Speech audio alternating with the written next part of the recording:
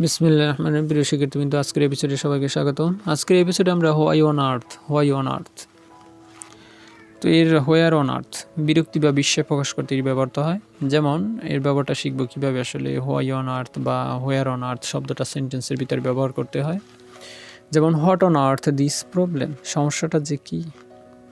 What on earth are you doing, তুমি যে কী করছো। Why on earth did you do that, তুমি যে কেন যে তুমি এটা করেছিলে। Why on earth don't you learn English, কেন যে তুমি ইংরেজি শেখো না। When on earth will I get my salary, কবে যে বেতন পাবো। Where on earth did you go last night, গত রাতে যে তুমি কোথায় গিয়েছিলে। ওকে, তো সময় বুঝালে হোয়েন অন। ইন্টারগেটিভের একটা ভিডিও আছে, ওটা দেখলে প্লে লিস্ট থেকে ওটা দেখলে বুঝতে পারবেন যে ইন্টারগেটিভ সময় বোঝাতে, যেমন হোয়াই কোনো কারণ বোঝাতে, তারপরে এখানে হোয়েন সময় বোঝাতে ব্যবহার করা হয়। ওকে, হোয়ার স্থান বোঝাতে ব্যবহার করা হয়, এগুলো আমরা খেয়াল রাখবো। এরপর আরেকটা ব্যবহার দেখবো আমরা যে have to, has to, got to, তেই থাকবে এরকম ক্ষেত্রে, করতেই থাকবে, যেতেই থাকবে এরকম। Subject have, has, got to, বার্বেরও কিন্তু 1 নম্বর হবে হ্যাভ টু, গট টু, এরপরে সবসময় বি অন হয়। Okay, plus extension.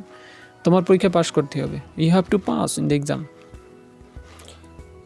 আমাকে খুব সকালে ঘুম থেকে উঠতেই হবে, I have got to get up early in the morning.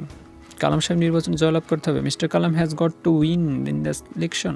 তোমাকে প্রতিদিন 1 মাইল হাঁটতে হবে, you have got to walk for a mile every day.